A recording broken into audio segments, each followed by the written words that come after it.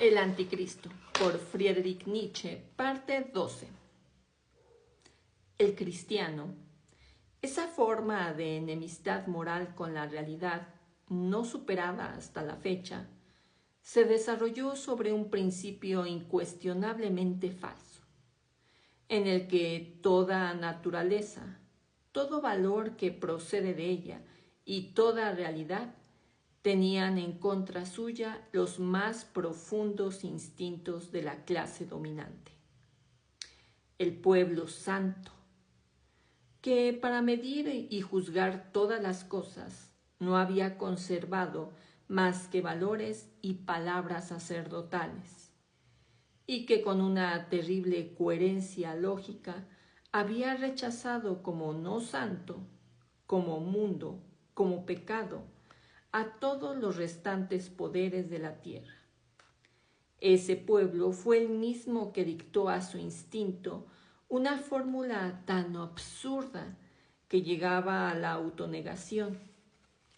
Y ya como cristianismo llegó a negar prácticamente toda forma de realidad, incluyendo la concepción del pueblo santo, del pueblo elegido, de la propia tradición judía.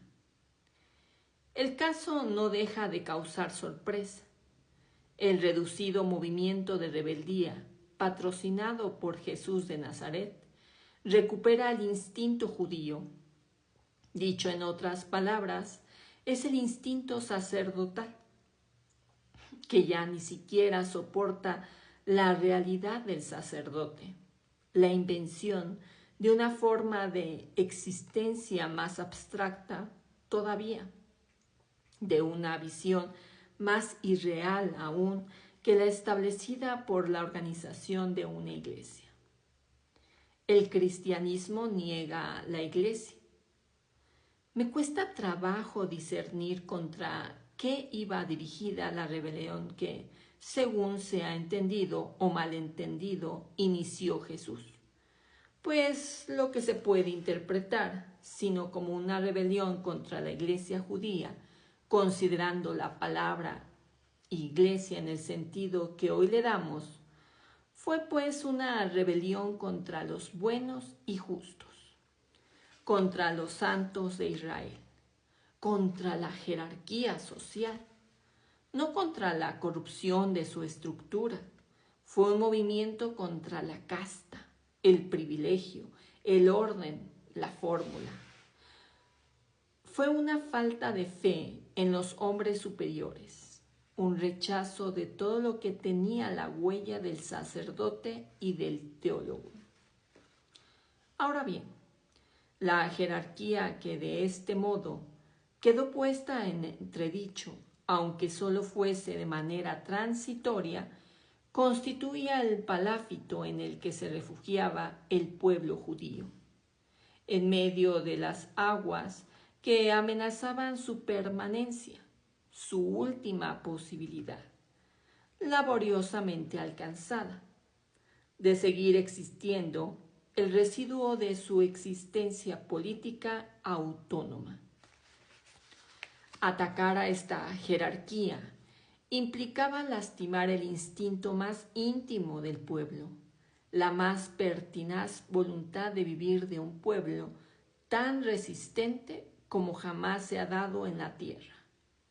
Este acto anarquista que incitaba al pueblo sencillo, a los marginados y pecadores, a los intocables, que había en el seno del judaísmo, a ponerse en contra del orden establecido con un lenguaje que, de ser cierto, lo que dicen los evangelios, incluso hoy hubiera hecho a Jesús merecedor de que lo deportaran a Siberia, pues era un criminal político, suponiendo que se puede hablar de criminales políticos en una sociedad absurdamente despolitizada.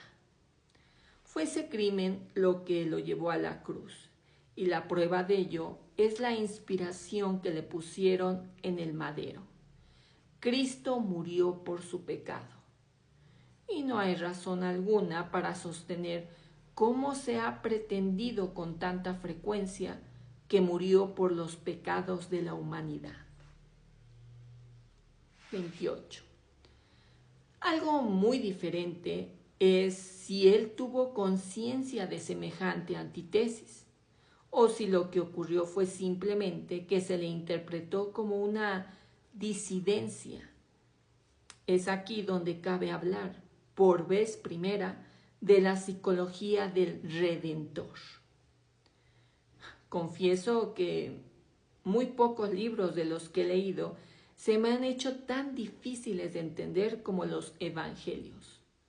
Me refiero a unas dificultades distintas de las que, al solucionarlas, la erudita curiosidad del espíritu alemán consiguió uno de sus inolvidables éxitos.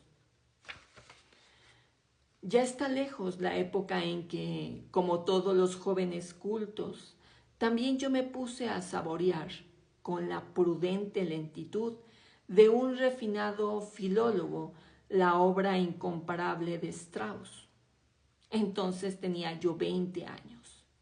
Pero ahora me encuentro ya en una edad demasiado seria como para ocuparme de esas cosas.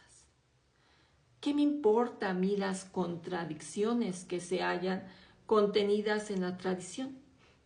Como si fuera posible llamar tradiciones a las leyendas de los santos. No hay literatura más ambigua que las historias de los santos. Aplicar a ellas el método científico, a no ser que existan otros documentos, me parece una tarea condenada previamente al fracaso. Un pasatiempo que solo puede satisfacer a los más sofisticados eruditos. Lo que ahora despierta mi interés es el tipo psicológico del Redentor. Este tipo podría estar reflejado en los evangelios, a pesar de los mismos, aunque fuera de una forma limitada y adornada, con rasgos que no le serían propios. Algo parecido sucede con el tipo psicológico de San Francisco de Asís, el cual se encuentra presente en sus leyendas a pesar del contenido de las mismas. No me refiero a si es verdad lo que hizo, lo que dijo o la forma como murió, sino el problema de si podemos reconstruir intelectualmente su tipo, de si éste nos ha sido transmitido. Los intentos que se han hecho por descubrir en los evangelios, incluso la historia de un alma, me parece que dan muestras de una ligereza psicológica inaceptable. Renan, que para mí es un bufón en lo que a cuestiones psicológicas se refiere, al intentar perfilar cuál era el tipo psicológico de Jesús, ha recurrido a los dos conceptos más inapropiados que se pueden plantear: el concepto de genio y el de héroe. ¿Acaso hay algo más ajeno al Evangelio que el concepto de héroe? Precisamente. En el Evangelio, lo contrario a toda forma de lucha o todo sentimiento que impulse a luchar, se convierte en algo instintivo. La incapacidad de ofrecer resistencia llega a formar una moral. No resistas al mal constituye la frase evangélica más significativa y la que en cierta medida nos ofrece su clave.